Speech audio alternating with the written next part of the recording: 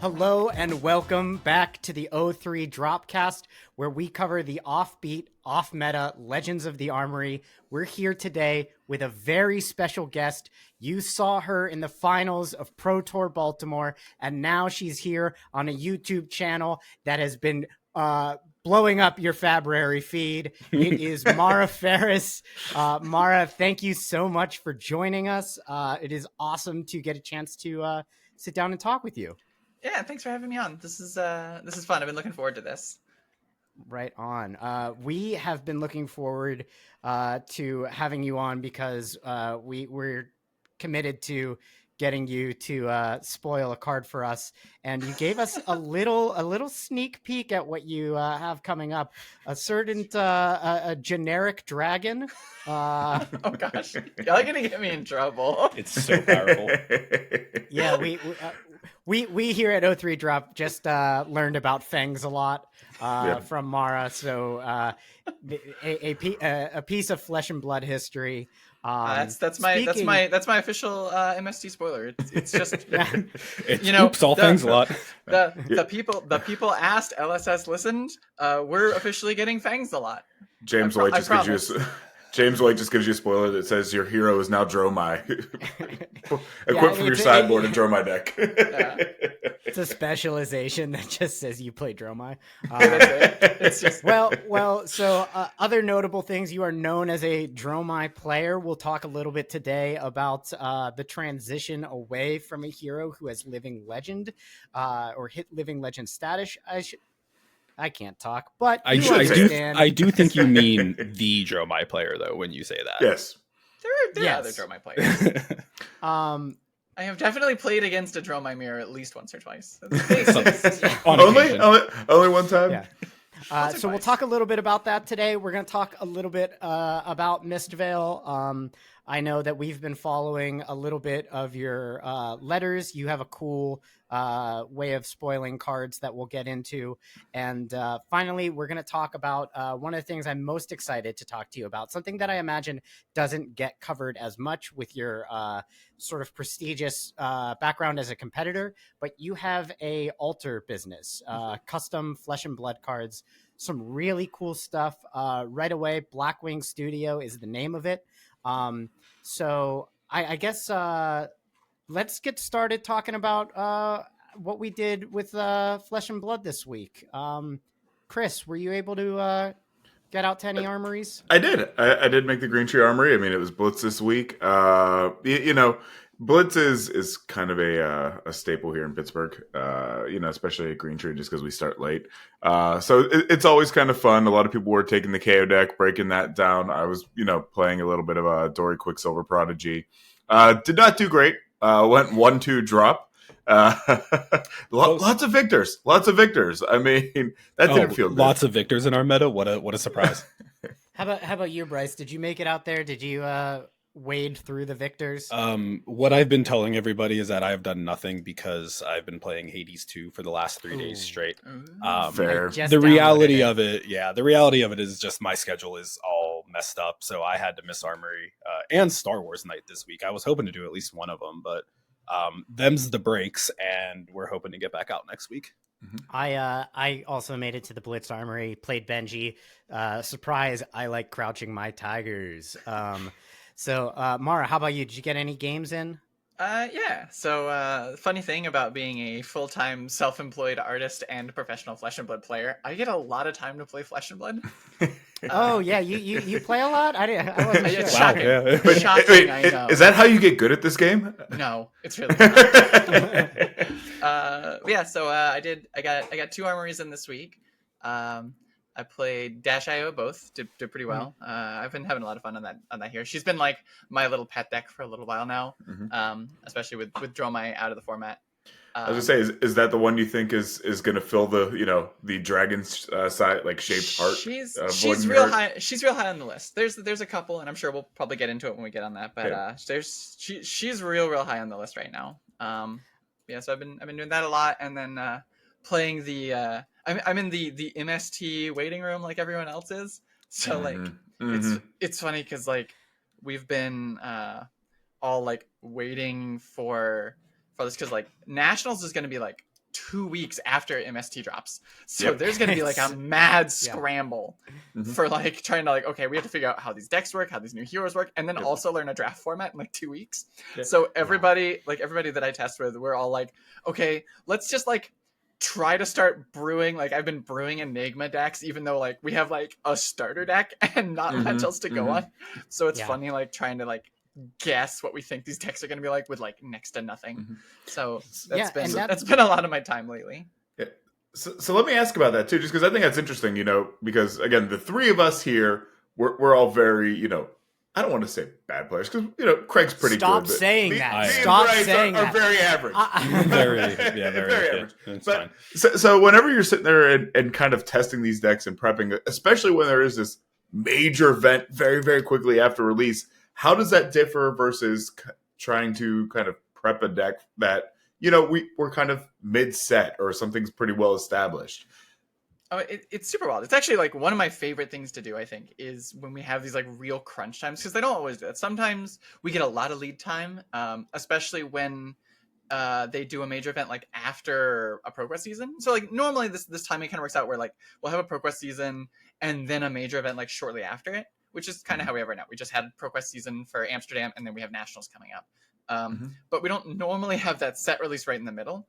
So in metagames where we have a lot more prep time, there's a lot more data gathering, and it's a lot more data driven where you're like, okay, how did all these decks do at ProQuest? How did these decks do at maybe like previous other major events?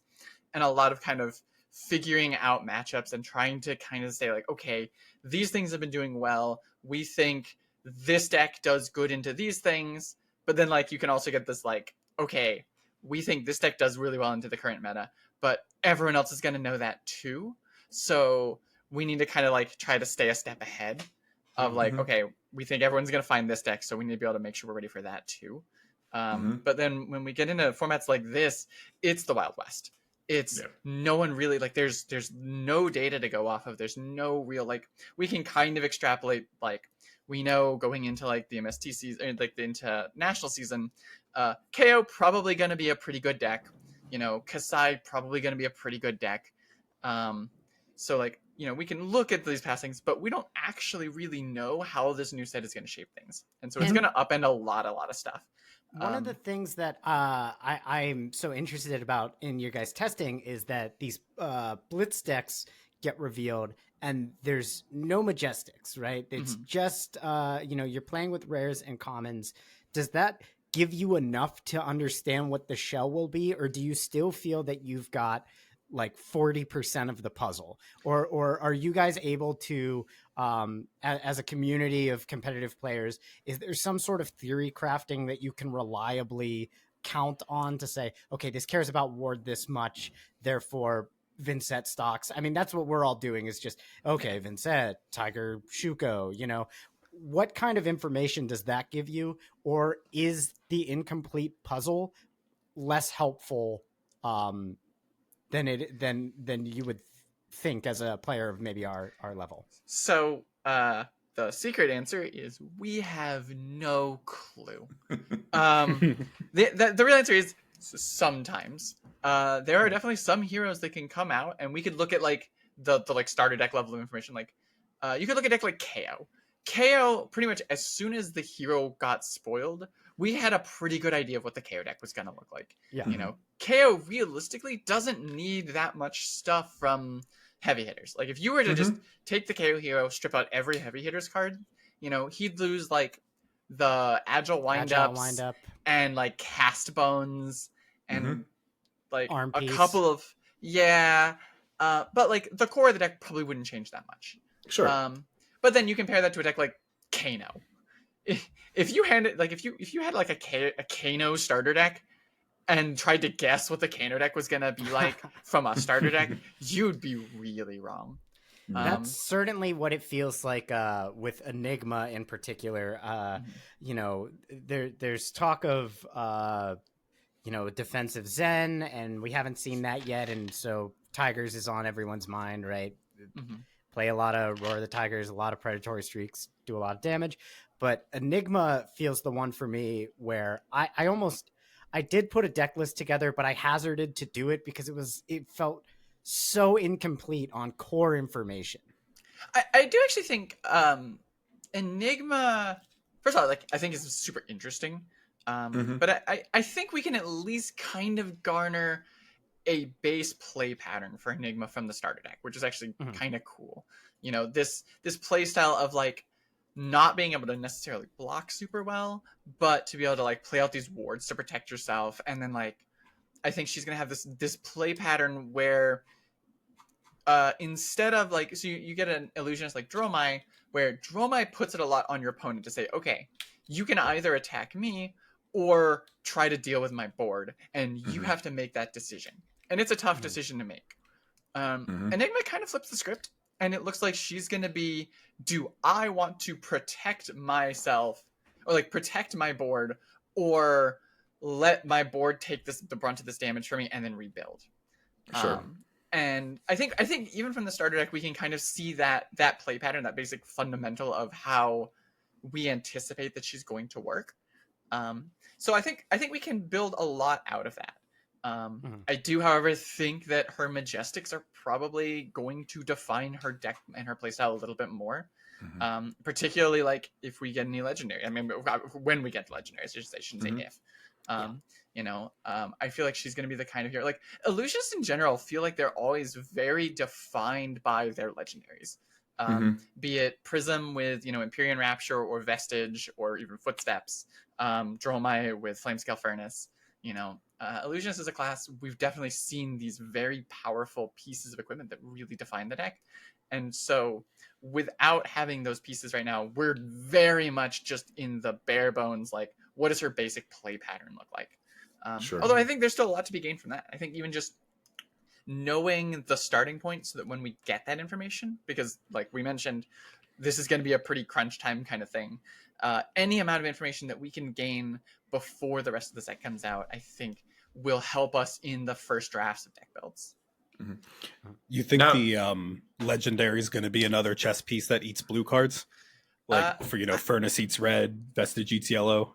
I don't know. I think that seems reasonable. It might be. I think we might get a mythic or Majestic. Mythic. No, a mystic chess piece that has something tied to pitching blue cards for something, or pitching chi cards to get some effect.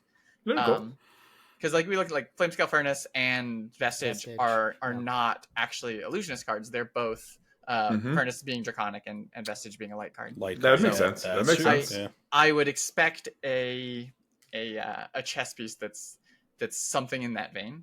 I think this is speculation. This has nothing to do with any spoiler that I have seen. But I think we're gonna get new illusionist boots. This is my called shot here. I think we're gonna get. You heard it here, folks. Well, I think so too. I mean, we saw that key art that it just looked so similar to Phantasmal Footsteps, except in true Mistville fashion, barefoot. Yeah, of course. And we did not see that art used in any of the equipment the common equipment that we've already had spoiled. Not yet. Right. Nope. Yes. I think it's probably unlikely. It seems to me that the cloaked mechanic will be reserved for limited, but I think we'll see a little bit of it in speculation. Yeah, how do you all feel about the cloaked mechanic while we're there? Y'all are gonna have to make more proxies for your armor, because right now the whole point being like, okay, you functionally cannot have them upside down on your playmat when they've been destroyed. They have to like actually go to your graveyard now. So we're gonna have mini snaps in the graveyard or something. There have been so many like D Chi memes, right? Of like, don't forget the D Chi, right? Even Flesh and Blood, you know, Twitter posted something about that. I think the real issue is when you just think you have you're cloaked and you flip over a null rune, and then it's just like, no. This just got awkward. I will say, I think the one thing that I am like, actually like, this is going to be like super hardcore first world problems here, but like, I don't think it's a huge secret. I like shiny things. I like gold foils. I like my gold foils. My Dromai deck is like completely max rarity, gold foils, everything. And Same. so like I could see a problem where we've got like these shiny cloaked gold foils. Yep. And so these are the PCG player slabs. And oh yeah, I love those. They're nice, yeah. they have information on the back. They have the name on the back of the Yeah. card. Yeah. That's so Yep. true. So like that, this could be a problem with the if they make like cloaked equipment that people want to maybe get slabbed. The player slabs might end up having an issue with the cloaked equipment. So Big fan I of wanted those. to ask I another love them so question much. about these blitz decks. These are obviously something that we, as sort of the armory aficionados, get excited about. Do you still get excited for the chance to play some of these powered down decks? Do you enjoy that, or is it missing what Constructed allows you to do in terms of flexibility and deck construction? I really enjoy deck building. I think it's like one of my favorite parts of any CCG. So I definitely don't want to say I don't enjoy playing these like powered down pre-constructed decks. I think they're a really good jumping off point. Like anytime that I'm looking to teach somebody new how to play the game, or I want to get somebody invested in the game, those are my first thing I go to. I have like a pile over on that shelf right there of just the pre-con blitz decks that I'll just break out when someone's like, hey, this game looks fun. But you're not necessarily writing a 60-page dissertation on Right. Dromai's Blitz deck. Yeah. Yeah.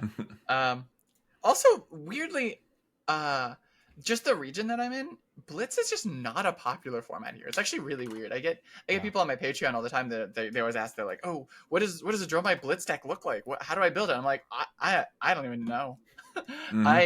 We play Blitz like twice a year when skirmish season comes around, and then it just like vanishes from our locals. Everyone here is pretty like even our most casual players are just super invested in CC. I think we play Blitz because with the getting 20-25 people at an armory, we don't want to be there until 1 a.m. playing 6 rounds of CC. Yeah, especially starting I like get, 7 at night. That makes a lot of sense. So let's talk a little bit more about Dromai leaving. Obviously, as I, sort of tongue-in-cheek mentioned, you wrote an entire, a book's length document on how to play Dromai. Where do you see yourself as obviously someone who has been known as a specialist in this period without your hero? Do you think you'll put in the same dedication to a hero if it's sort of a rocky start, or are you going to hop around for a while? Is this something you pick a hero, put in the 100 hours, or is it just 10 hours on each hero? So I'll admit it's actually like kind of a weird position to be in.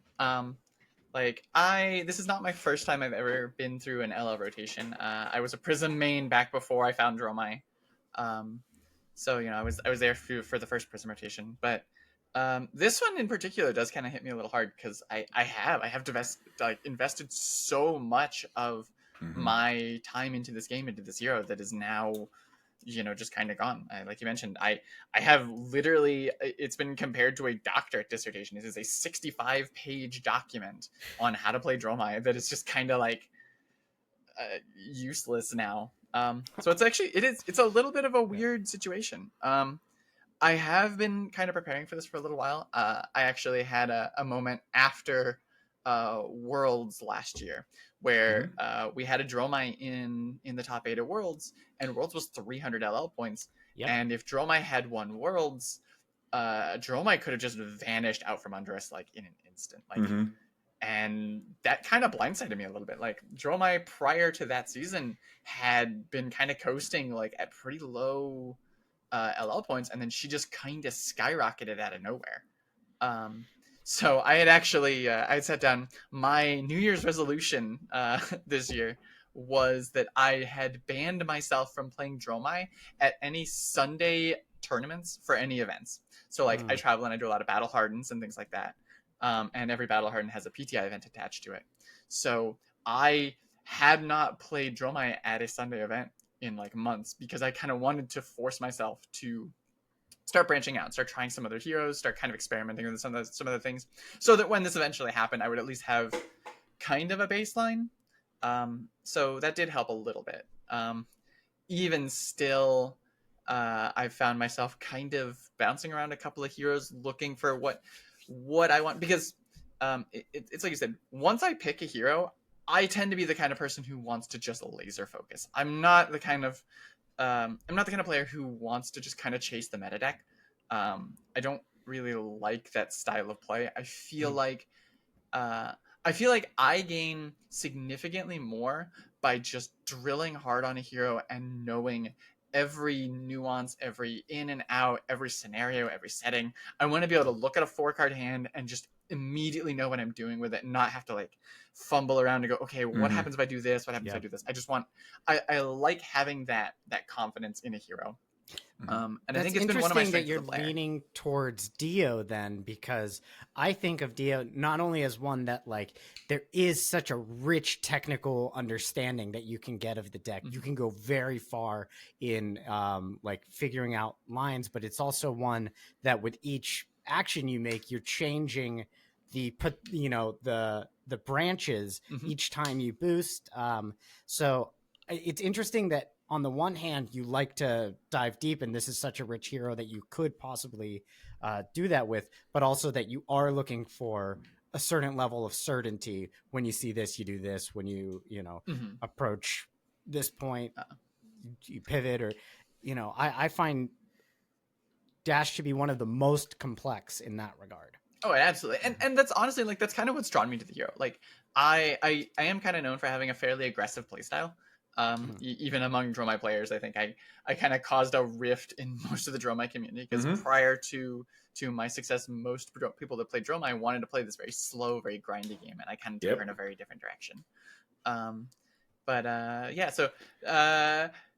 Dio kind of scratches that itch to me, where like I want to play a very fast, aggressive gameplay and kind of make my opponent have to answer my threats, but also one that's very cerebral, one that I have a lot of decision points. I have a lot of agency. I'm gonna get some haters on your channel, and I apologize, but like it was one of the things that turned me off. Like I played Fi for a little while, and it was something that kind of turned me off on Fi. Not that I think Fi is a bad deck or even like a brain dead deck at all. Like I think there's a lot of decisions to make, but Fi as a hero felt very beholden to like your draw. You're just gonna kind of look at your hand, find the optimal line, and then just sort of put it on the table and just be like, I don't know, you tell me if you're dead or not. I'm known. I'm a Katsu main, and I'm known for being disgusted by Fi.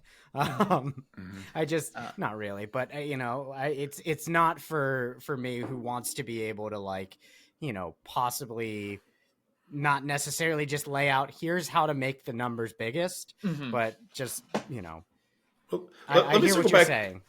Let me circle back to something that you said that kind of caught my attention, Mara, is that when you were sitting there saying before you with Dromai and kind of your success, everybody was playing a little bit more of a control-y kind of, we like I always called it like Big Dragon Dromai, where it was like, hey, build up, go Big Dragon. I pioneered that name. Yeah, well, that's probably where we heard it from then. But it's one of those things of saying like, as Dromai left and you started to look at different heroes, are you trying to sit there and say, I want to capitalize on the playstyles that we know exist? Or are you looking like you did with Dromai to say, how can I take what works in this deck and bring it in a whole different direction to take people off guard, or kind of redefine what the quote unquote right way to play it is? I'm kind of open to either. I don't want to say like I'm absolutely going to take whatever deck I want and just always take it in a different direction, but at the same time, I never want to be beholden to ideas that already exist. Even in my Dio deck, I like my deck list that I've been running is very, very different than most decks. I don't play Max Velocity. I don't play Tome of Imperial Flame. Or not Tome of Imperial Flame, Jesus. Tome of Fane Force a habit, sorry. Deck check over here, please. I said I don't play it. In my defense, I do not play Tome of Imperial Flame. I don't play Tome of Fandal. I play a very different playstyle of Dash.io that I kind of like when I sat down to the hero, I was like, what is the most powerful thing that this hero can do? And to me, the most powerful thing that she can do is Boom Grenade. Playing Boom Grenades off the top is just an obscenely high value. And I was like, okay. It's gross. I just want to build a deck that is capable of flipping boom grenades off the top as often as possible, as reliably as possible, and I want to play whatever I can to facilitate that playstyle. And Max Velocity doesn't do that. Max Velocity asks that you build the deck in a very different direction. Max Velocity wants a lot of 0 for 3s that you can play out very cheaply just to get the boost triggers so that you can get your Max Velocity. Like, you can play Twin Drive. Twin Drive is a great card to get off Max Velocity. Twin Drive is a terrible card if you're trying to hit with boom grenades. You know, what I love about hearing this from you is I can take myself back to where I was when I first built Dio, and I was running convection amplifiers. I was running, I believe, Payload's the one with Dominate for this reason. But as I saw other people have success with the deck, as someone who is not as bad as Chris, but not a pro player, I look at the success of other people and I say, okay, that's working. Maybe I'm wrong. I'm on the wrong track. Let me steer towards this. And at a certain point, for players that may be more at the armory level like us, there's a certain dogma that kind of arises, which is, oh, you're playing Dio, like you play max velocities, you play 0 cost boost cards. Twin Drive is like $50 right now, you know? So my patrons were very happy when I posted my Dio list and it did not have Twin Drives in it. Yeah. I mean, I'm so, it's great to hear about like the brewing process, from someone who is not just stripping a deck from online, because I have a habit of doing that once things have sort of established themselves. I think that's sort of where we maybe as our tier of player think of like stale metas, is just they haven't really reinvented how to play, you know, such and such hero yet. And I will say, you know, for the people that want to just take a deck from the internet and say like, okay, this works, I know this works, I just want to play this, awesome. Like, I am never gonna tell someone, like, I've seen people that are like, oh, you don't make your own decks, you're somehow a worse player. That's ridiculous. You know. But like at the same time, if you want to make your own decks, make your own decks. You know, I think how do I say this? Like, metas don't get broken until somebody does something new. And just because you're not playing at the Pro Tour doesn't necessarily mean that you can't find something unique or something inventive. I did not play at a Pro Tour before I started making my name on Dromai. I got to be a Pro Tour level player because I started making my way on Dromai and starting doing new things.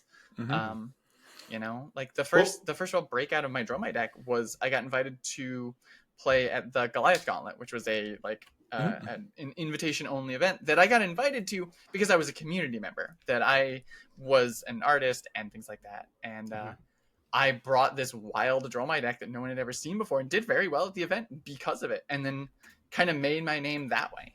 Well, that's so interesting, because I didn't know that you had, prior to your success in the game, been in the community as an artist. I guess I naturally assumed that the competitive success came first. So talk to us a little bit about building that reputation and that business, because it's something that you still do while playing. So what are the beginnings with that? For the art business? Yeah. Sure. Yeah. So yeah, the art business actually long predates the competitive gaming. I've been playing card games competitively for a very long time. I started playing Magic the Gathering in '95, so I can date myself a little bit. Yeah, so I've been doing art forever. I have a fancy art degree. I kind of knew for the longest time that I wanted to go into art. I had initially thought I was going to go into animation, and had kind of planned around that after college, but it never quite panned out. It turned out to be something that I didn't enjoy as much as I wanted. I just really enjoyed the fine art stuff a little bit more. And it kind of all started sort of as like a side project. I was kind of between jobs and was just kind of looking to make a little bit of extra cash. And I had seen a couple people start doing altars on Magic the Gathering cards. And I was like, oh, that looks like something fun. So I did a couple of altars just kind of as a fun little thing, just as a test to see, how does this work? What does this do?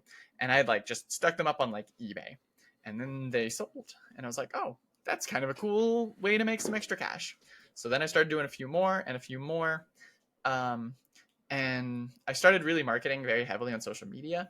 I started posting myself up to like forums at the time and other like social groups and things like that.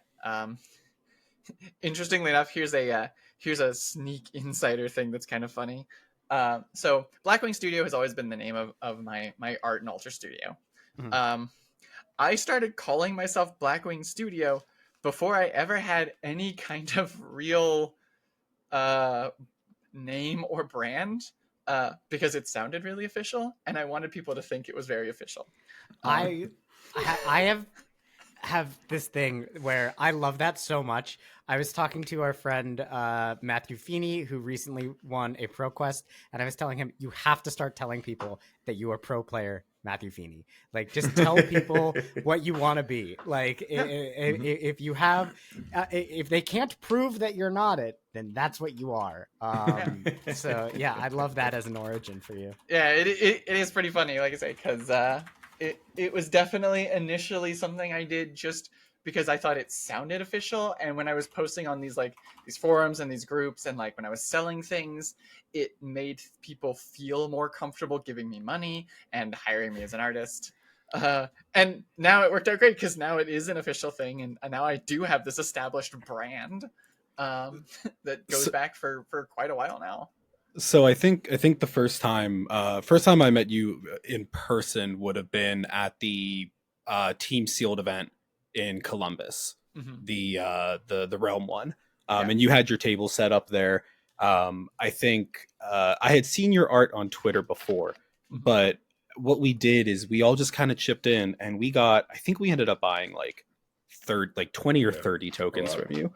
And we brought them all back to everybody who wasn't there. We wanted to bring something back for them. And we were like, oh, these will be cool. We can get, Drew plays Guardian a lot. We can get him a Seismic Surge. We'll get a Rune Chant for some of them. We'll get a Frostbite for those perverts.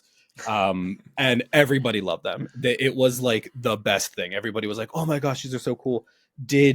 How much of an impact has the actual, and I'm being a bad podcast host and not talking into the microphone, how much is like getting out to cons and getting out to events and being able to like set up a booth in front of you, like how much has that helped you compared to just like the social media presence? I want to say pretty big, but also pretty big just partially because of the field that I'm in specifically. So kind of back to that origin story, once I kind of started getting a little bit of name, I do think the social media stuff getting started was by far the most important thing, to just get my name out there and just get a presence, because eventually I got enough attention. Star City Games, who I'm sure most of your North American audience might know, but if you have a lot of international, Star City Games have a huge runs... Brazilian audience. Most of our audience is in Brazil and then southern India. It's So Star City Games is a large company that runs their own big tournament circuit. A lot of the Flesh and Blood North American Battle Hardens are run through SCG Con events, which are these large, they have Magic, they have Arcana, they have Flesh and Blood, they have all kinds of games, and like one single large event. And Star City has been running these events for years and years and years now. So this was probably 10, 15 years ago at this point, that once I kind of had this social media presence, somebody from Star City had actually reached out to me and said, hey, we want to start having community artists at our events. Are you interested? And that was when I first started having booths at these events and like started traveling more regularly. And I think the social media stuff kind of led into that. And then from there, it kind of snowballed where like once I became kind of a fixture at these larger events, people saw my name a lot, people saw my banner a lot. and then you can kind of start putting a face. Then when I can start pushing more for social media, then you can kind of put a face to the name and things like that. So I think it was definitely like kind of a combination of the two. But it definitely started on social media and then kind of rolled into these more in-person events. But I don't think I would be where I am without having both of them together. So I have, maybe this is obvious, but I'm wondering, once you're in the scene, you're participating in the community, but then all of a sudden you are Pro Tour finalist Mara Faris, who has written a dissertation on Dromai. Does that affect how people reach out to you? Did you notice that maybe people were a little bit more bashful about reaching out to you directly? Because it's not that you like, your Twitter is Blackwing Studio and your Mara Faris. It's not Blackwing Studios Twitter and Mara Faris's Twitter, at least for the general public. I don't know if you have two Twitters. Did you notice possibly people, like, was there a downtick of people being like, oh, this person is, too big? Or Yes and no. For the record, I do have a personal Twitter. I never use it. I get people every now and then that will find my personal Twitter and like sub to my personal Twitter. And like I had to put a post in my bio on my personal Twitter that just says, if you want my Flesh and Blood stuff, it's this other link. Because I never use my personal Twitter anymore. It's just everything is on the Blackwing Studio Twitter. But yeah, so once I'm gonna back up briefly because there's just a neat, cool bit of story before we get into like post Pro Tour. I did not intend to start playing Flesh and Blood. Interesting. Here's some fun origin story for this. I never intended to play Flesh and Blood. I had been a Magic player for a long time, and like I say, I'd been doing altars for the Magic community for years and years and years. I was well known in Magic community, but I never really branched out. And right about when COVID happened, all of the Star City, the SCG cons shut down because obviously everything kind of shut down. Yeah. And so my income dropped because I had probably been getting like about 70% of my income from going to these big shows and getting a lot of commissions all at once. So my income had dropped pretty significantly. So I was kind of just looking to try and find new revenue streams, new ways to kind of branch out, new ways to kind of, get a little bit more of an established base that I could sell stuff to. And I had kind of seen Flesh and Blood around. I kind of knew it existed, but I didn't know really much of anything about the game. And Ward Warren, who is a very large judge, he's one of the big head judges in the Flesh and Blood community, also was one of the guys that helped out running the SCG cons, had actually, he's a good friend of mine, and had kind of pulled me aside at one point. He was like, hey, this Flesh and Blood game has these like hero cards and all these other cards that kind of stay in play. And he knew that like, I made a lot of my income from like Magic the Gathering commanders, who also, stay in play, and Always they're these big flashy like central piece cards. They're very popular to get altered. And so Ward was the one that kind of mentioned to me, he was like, hey, there might be some market here for people that want to get these Flesh and Blood hero cards altered. And so I was like, oh, that's kind of a cool idea. Maybe I'll look into this. And I kind of looked at it a little bit, and I was like, yeah, this could be an untapped market. There weren't a whole lot of people at the time doing altars for the Flesh and Blood community. It was still kind of a relatively small community. So I saw it as kind of a way that I could branch out and get something new. And I wanted to just kind of learn how to play the game, just so I could communicate with clients. So I could say, hey, you want a Kasai done? Well, I know who Kasai is. I know, and if they say like, oh, I want her intellect to be something weird, I'm like, oh, I know what intellect is. I know what power is. I can have a baseline conversation. So I was like, I want to learn how to play the game just so I can have a conversation with clients. So I can feel at least informed enough to know what's going on and know what I'm talking about. So that was how I learned how to play Flesh and Blood. I never intended to play. I never intended to actually do anything with it.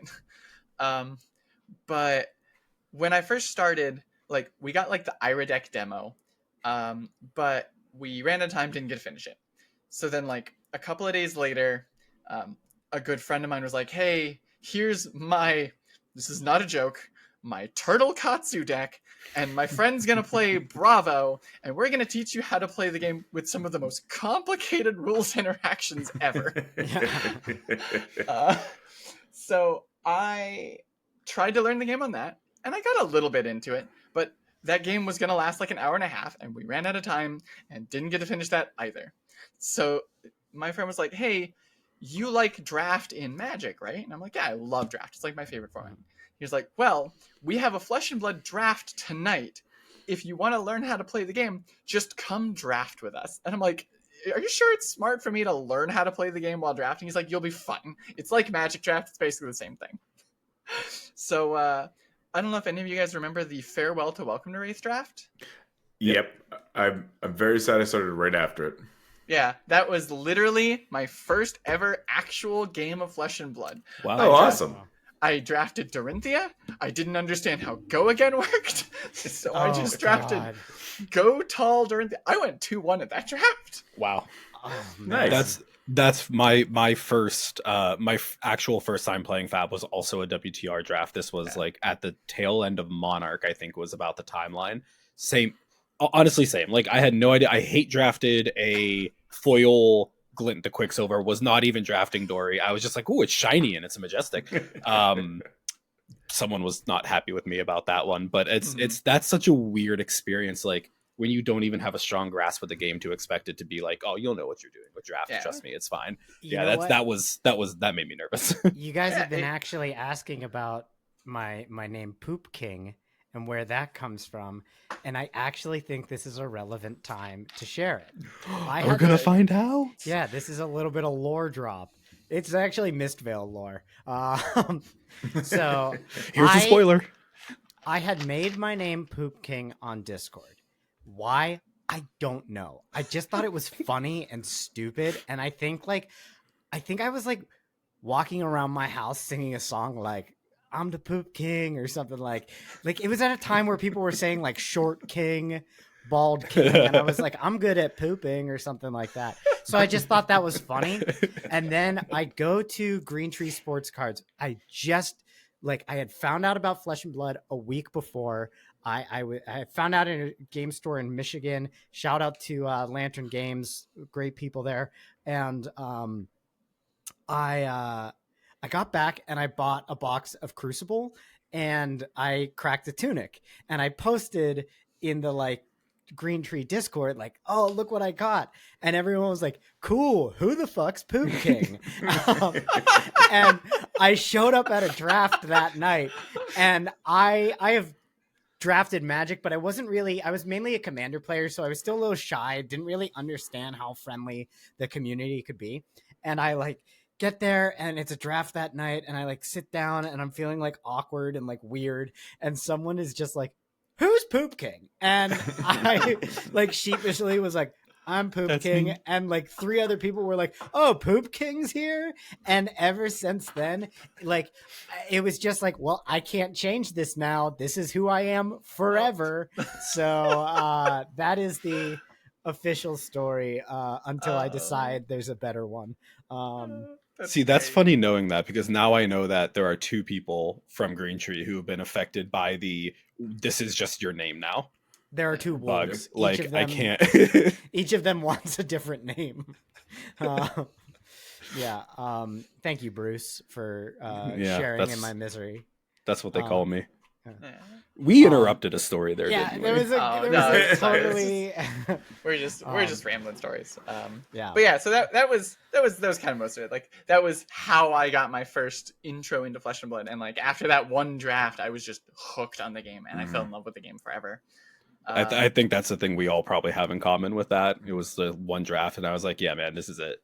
I like this." I played a Dorinthia deck, and I just said, similar to what you were saying, I was just like, "Give me something that doesn't have to make me think about Go Again and once per turn." And they were like, "You might like Katsu," and I was just like, "I'll play that forever." So that's pretty much how it happened. They were like, "He's cheap. You only need one piece of equipment," and I was like, "Great, sign me up." And now my deck is $800. So cheap was a lot, but my Draw My deck is slightly more than $800. I would think so. Yeah, I think there might be That- one or two cards in there that are $800. But That's- there might be one or two cards That's that are not- significantly more that's than not $800. even just- That's not even just LSS loving illusionist bling. That's like your own bling added to the Mhm. LSS illusionist bling. Oh That's, yeah, I have that's a crazy. rule. Once a deck wins you $20,000, you invest in that deck. Oh yeah. Yeah, Oh, that's smart. That makes sense. you make That it makes sense. pretty. Yeah. Mhm. Yeah, Um, once you cross the $20,000 one threshold, you put a little bit of time. Like I remember when I top aided Pro Tour Baltimore, I walked to one of the vendors right then and bought a cold foil time snap potion because I knew I was gonna need it the next day and I wanted to play it on camera.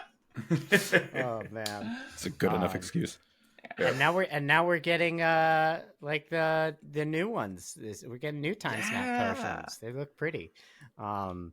Speaking of pretty looking cards though, so people Right. send you like fairly expensive cards. I saw, I mean, you know, I haven't made $20,000 playing cards. So for me, when I got my Storm Striders, it was like, all right, now I play Kano. I haven't played Kano since then, Mhm. you know, but like, you know, $100 card or something, and they're sending it to you to, you know, make beautiful, but at the Mhm. same time destroy. You know, Yeah. I know Flesh and Blood has changed their rules several times about the use of proxies, but was there anything that you felt like, have there been times where people have asked, you know, commissioned you for something and you said like, that's just, I can't do that to, you want me to like do what to an extended art tunic? No. You want me to alter a Marvel CNC? What? Yeah.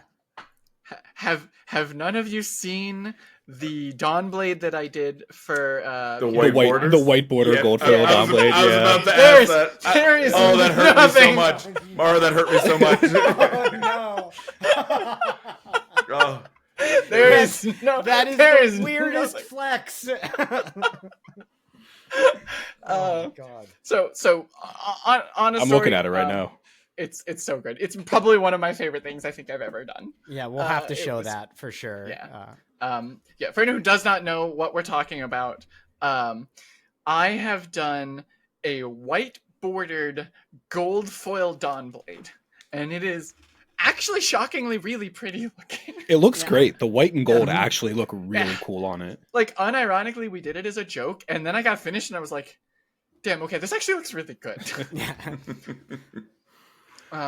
But yeah, so the thing that I always like, so like I mentioned, I've been doing this in Magic for a long time, well before Flesh and Blood. I've done so many dual lands at this point that I've lost count. I've done Black Lotuses, I've done Moxen, I've done all kinds of very, very high end expensive cards.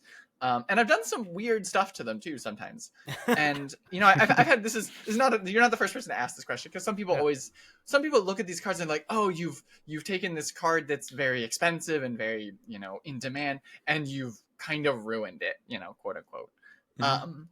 But to me, the people that usually want this stuff done aren't looking for resale value.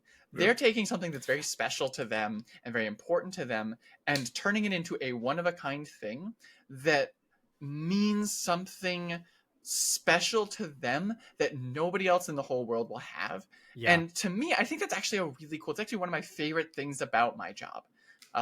One of my favorite things to do when I get alters, you know, sometimes I'll just get like, oh, I just want this with a border extension, or I just want some like Spider-Man on something.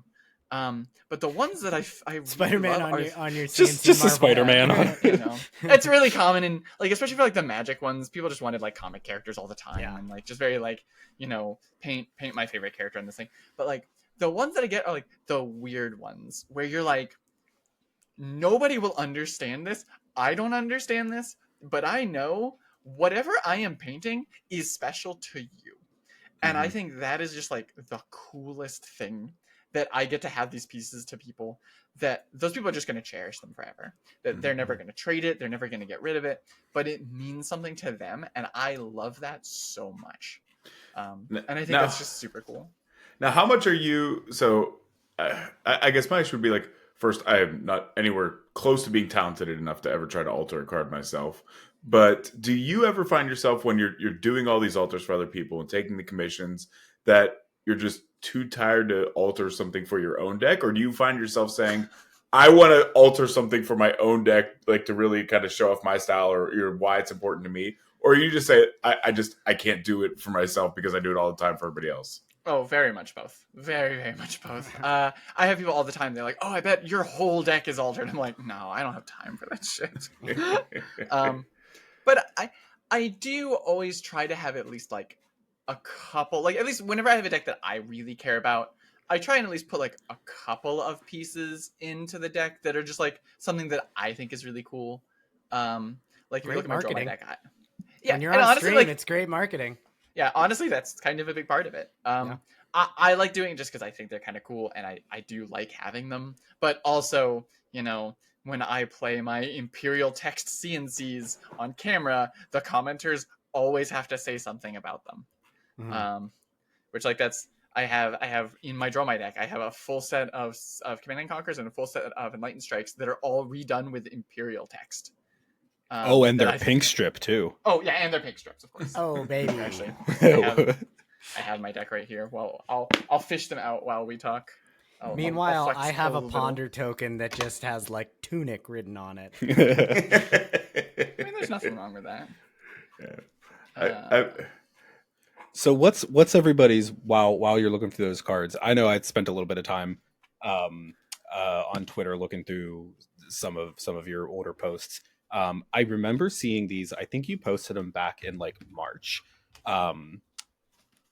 If I had to pick like a favorite one that I've seen from you, these Max the Hype Nitro Akira motorcycle sleeves you did Yeah, are I dig those. hands down like one of the coolest things I've ever seen. These are those are beautiful, cool. by the way. They're- I those mean, are cool. like, I don't know if we're gonna get too much glare on these, but I mean, No, it's the perfect. like Awesome. the like weathering of the actual text box is Yeah. gorgeous. Mm-hmm. That wasn't coffee grinds in the oven. Oh man. we get these. There we kind of. Oh, and okay, so you There do you go, have a there you little. You have a mark in the corner, a little like not a Yeah, watermark. yeah. I've got but this yeah. little, Oh, this little yeah. like little white and red little wing Yeah. motif is like my Nice. branding. So Bryce was drawn to the Akira one. Akira. I don't know why I said it that way. Stupid Gorlami. I know that I loved the is that a gold foil one? Yeah, it is. White border it. I could. Put a white border on it. I Talking about love the cards that are worth slightly more than $800. the Icelander Stormstriders to me was just like I love that because when I play Bolton, I always am just a little bit. I love Bolton, but there are sometimes where I look at my equipment suite and I'm like, I have a lady here, I have a guy, I have dragon boots. Like, what's going on here? And I want it all to be like, I want it to be Bolton. And so, like, I love the whenever like you do the equipment to make it more thematic to the hero. That's certainly where I like. Those are the kind of commissions I would be looking for. That is one that is actually one of my favorite things to do, and one that I'm like the most upset about because the newest wave of changes that LSS has made to their alter policy has made those significantly harder to do. You can't to make things, or at least for tournament play, for like high level tournament play. For armory level play, everything is still fair game. But for a high level tournament play, you can't change the color palette anymore, which is like one of my favorite things to do to at least Wow. make stuff kind of match a little bit more with their hero. Yeah, the blue Yeah. tunic with the Storm Striders. Yeah. I did a lot of like back when Rosetta Thorn was still around. I did a lot of purple Rosetta Thorns for people because people wanted to do Viscerize in chains and still have that Rosetta, and the bright green Rosetta just looks so strange for those heroes. Did I anyone do tell a Anna lot. about that? I'm I don't know. I feel like she knows. Oh god, I would be shocked if Anna didn't already know that existed in the world somewhere.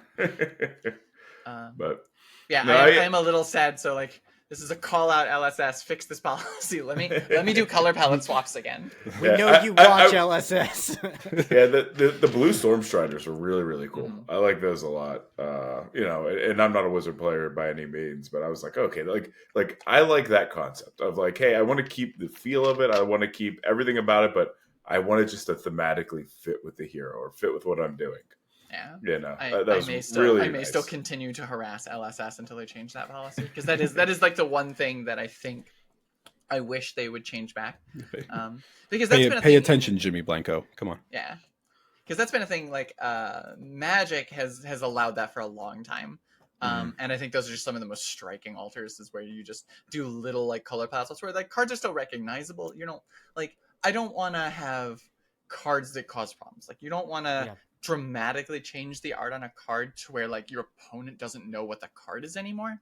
But I think the color palette swaps usually are still fairly clear. Most opponents still have a pretty good idea of like what the card is and what's going on. Yep. And you're not going to cause a lot of issues. And like I say, they've been legal in Magic for years. I don't think there's ever been any like serious issues with that. And I wish LSS would change that back. I did my own Katsu altar, and the reason I did it was like he has like orange on his shoulder, and I was like, okay, so I can do like an autumn scene behind here. There's like lighting that can like suggest some other scene other than whatever like city or town he's in. I find that so strange that's where they draw the line, because that to me was like color is where my brain went creatively first. It wasn't like, well, let me like make Katsu a robot, though robot Katsu is coming. I promise. I may or may not have a spoiler card. Maybe is it Robot Katsu? Maybe Robot Katsu is an expansion. You heard it here first. RoboCop. Well, that blue tunic is fine and all until they release Findall's winter tunic, and then there actually is a blue tunic. That could get a little complicated. Sure. Yeah, but I mean, I didn't know that was their policy, because I've always just, when I get someplace, I say, hey, Judge, I've got these two Katsus. We all know what Katsu does. Cool if I use this, and usually they say yes. Yeah, it is a different palette. So it's been a fairly recent thing. This is like maybe 5 or 6 months ago, I think, that they changed this, which kind of made me sad because they changed it at the same time. So it used to be that Flesh and Blood altars required the text box to be untouched. And they did go back on that, which is super cool, because I don't think you generally need the text box on most cards. I think most people know what cards do, and like you can get access to card text if you really need it. We'll certainly see at Tokyo. I mean, there's going to be English speaking players having to play with Japanese cards. So, and they've been Japanese players have had to do it this whole time. So. Yeah, so like I think generally the loosening of that, I think, has been good, and did like those Imperial altars that I have, like I couldn't have done those otherwise. Yeah. But that was about the same time that they went back on the color palette change, so I wish they'd laxed that just a little bit back up. Yeah, I actually remember when you posted the Easter eggs. I remember commenting on things like, "Wait, like, is this allowed?" Because I'm like, I saw you put it. I'm like, "Wait, there's no tech box. Like, are we sure?" And you're like, "Yeah, I checked with multiple judges." I'm like, "Okay, cool." Like, I wasn't sure because I was like, I don't want people to kind of do this or get in trouble, because I didn't, again, not an altar artist, and I saw that they changed it. And but you are a judge, so you should know that. And that's why I was curious, because I'm like, I don't want somebody to call me and be like, hey, Mara's playing this and it's in, the Volcor language. She can't do that. And me go, well, can she? Can she not? Like, it was a very weird post, other than the bear fangs, which I think everybody wanted. Oh, the bear fangs. Because that was, like I say, a fairly recent change where it didn't used to be, but is now. Like, that was literally, I got the announcement for that and started working on the Imperial CNCs like the next day. Yeah. Nice. Oh, wow. Well, I think also we're at a place now where LSS has announced the Fab database. So that's also right. Going to, I mean, that could potentially open the door for new changes. Certainly, the text box has never been less important, as we see on Enchanting Melody. That card has ward. It doesn't say it, but it does. But I'm more excited for that digital deck list part of that. You don't have a digital deck list? You don't use Fabrary? No, like literally being able to submit your deck list to the event through the Fab website as like a digital, like a PDF instead of having to print it out. We all got printouts from Fabrary. That's not what I mean. Yeah, I'm cautiously optimistic. I've never seen something like that go well at launch. That's true. That's true. So I'm sure it'll get there, but I'll stick to Fabrary for a little while. Yeah. There'll be a lot of paper ones coming with me for most things. Judging from how long we had that awful light mode in the in Gem, like I'm a little shaky. So nice. Dark mode is so nice. Wasn't that gone like right away? That was gone like it lasted like a couple of weeks. Yeah, it was there for a little bit. Yeah, it was bad though. I mean, it was real bad. As a dark mode aficionado, I wanted nothing to do with it. Yeah. Well, I mean, clearly I care about my eyesight with my fancy blue light filter glasses in a room full of gamer blue light. moment. In a room. Are you just blind? Do you just see nothing? Honestly, I've been whoa, yeah. What happens when you filter all the? Whoa. I see everything. We've solved X-ray vision. Just sit in a blue room with blue. We did it. Blue light has taken more lives than it's saved. That's for sure. I mean, looking at that thing was just like, oh my god. I don't know why that was my reaction. It's horrible. Now that I'm feeling self-conscious about the little voice that I just did, it was a little John Mulaney. I thought it was good. I thought it was pretty good. I approve. Thank you. I am confident and strong and deserve to be here. Are we feeling like we've gone for about an hour? I think it's probably a good time to wrap up. I know that my bedtime is fastly approaching. What's a bedtime? School day tomorrow. Please. A bedtime is the time of night I lie down and every 20 minutes I check my phone to see if spoilers came out. That's when 5 a.m. Yeah. 5 a.m. Okay. I mean, we in Pittsburgh had like a tornado the other day. It was like a horrible thunderstorm. It was like strobe lights going off outside. And I was like, ooh, Bolton feet. I was so happy to be woken up by the fact that like a tree at any moment could like tear through my wall. James White sent us a tornado so we could see the Bolton feet. Yeah. Dude, just wait. All right. So like we're recording this on Thursday. Spoiler season starts like tomorrow and is going to be rapid fire for the next 4 days. Yeah. So Mara, like a little behind the scenes, the past couple weeks, we have been notorious. We always record on a Thursday. Normally, the second we hit like stop recording, there's a spoiler. We're like, no, we missed it. We just missed something. Like we missed an expansion slot. I was so gassed up about this new Bolton defense reaction, and of course, I found out about it like minutes after we started recording. Yeah. I could talk about that card for a long time, and it was just like, oh no, cool.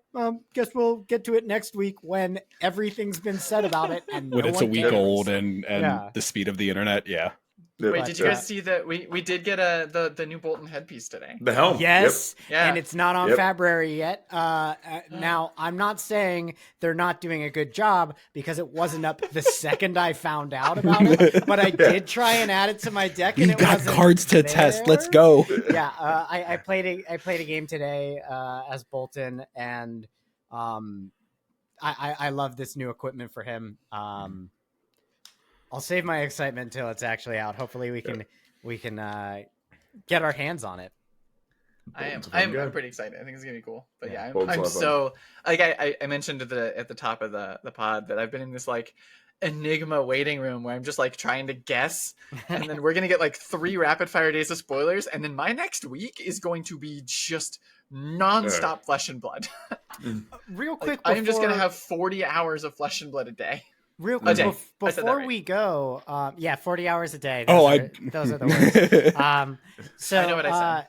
You know, it's like a obviously, Dragon Ball Z chamber. LSS picks you for an Enigma spoiler, as you have a history with illusionists.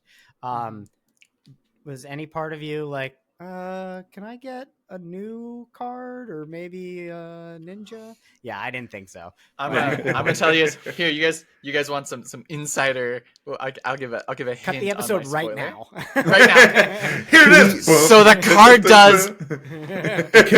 Can we do like a 20 questions guess who? Like, is it an attack? Is it a defense reaction? I'll tell y'all this. It is an Enigma card.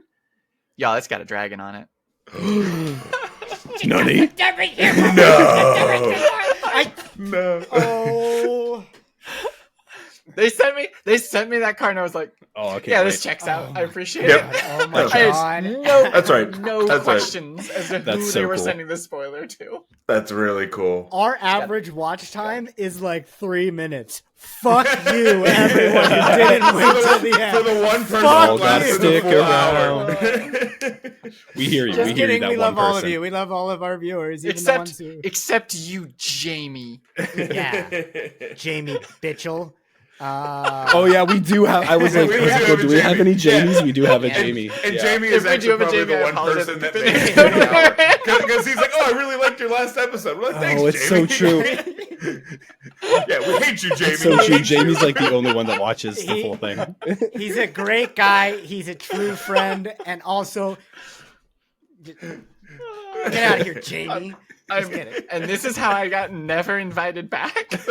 Oh no, you are welcome back anytime. Yes, please. we- Thank That you. was great. We're That was even great. Thank happy you so much. to bring Jamie on, and you guys can reconcile. have a feud. You for can the just yell at struggle. Jamie. Rap battle. There's going to be a rap battle. Please no. I'm an artist. I'm definitely not a rapper.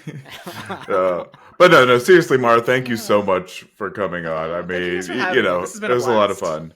Oh, now the question is, I can't wait to see, whatever spice you're brewing up, whether it's Enigma or Dio or anything like that. I know we'll be very much glued to our to our streams. You're going to Amsterdam? Did I hear you correct?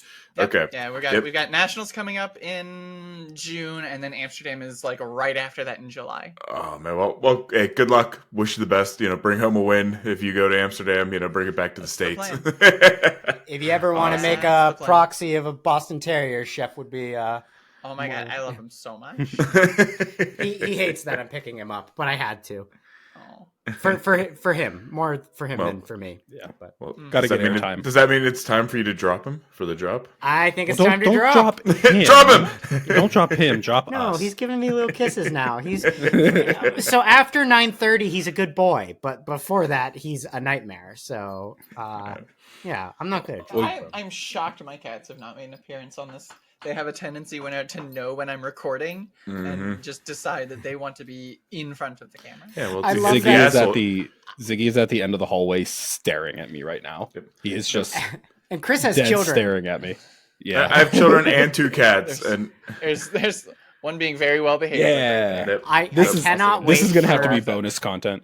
Well, I can't wait for people. But that No, has we to be- leave it all in because all of our friends that were like, "Oh, we got some good stuff." They're gonna be bouncing around, and it's just gonna be like 1 second we're talking about altars, the next it's just like, "So, this is my dog. Yeah. They're gonna be like, "Where was it?" Watch the whole thing. awesome. Well, and Thank you so now, much. Yeah. when does your card release, Mara? Again, we won't Monday. ask questions about it. Okay, so Monday. So Yeah. this will be out by then. Everybody, Monday, tune in. Oh yeah. Do you Yeah, want to do, it'll be- do you want to do one last where's everybody can find you? Sure. So I am typically pretty active on Twitter, just at Blackwing Studio. Also, I have, if anyone's interested in my art and altars, you can email me at blackwingstudio@gmail.com for commissions, or I have an Etsy store for all of the tokens, the seismic surges and all of those that we were talking about earlier. You can buy the tokens from my Etsy store, also Blackwing Studio. I have a Patreon, also shockingly Blackwing Studio, where you can find a very outdated 65-page Dromai guide. Also, I am actually in the process. I'm probably going to be publishing it either today or tomorrow.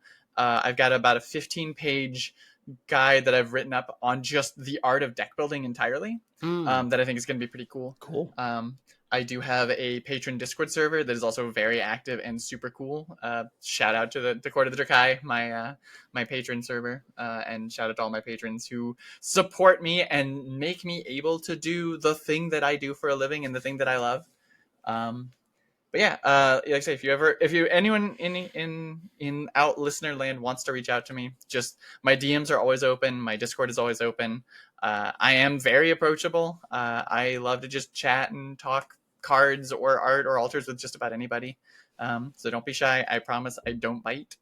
Yeah, I'm more than happy to chat and hang out with just about anyone. Well, that's great because we Cool. qualify as just about anyone. It's true. That's true, yeah. Just about. You did not have to persuade me very hard. You messaged me and you're just like, "Do you want to be on a podcast?" I'm like, "Yeah, absolutely." It was awesome. I'm so grateful for that. Yes. So yeah, we're gonna drop here. Thank you, Mara. And do you guys want to say any like cool tagline like goodbye? I ran out of toasted jokes. We'll catch you later. Yeah, just drop me. All hail the Empress of Volcor.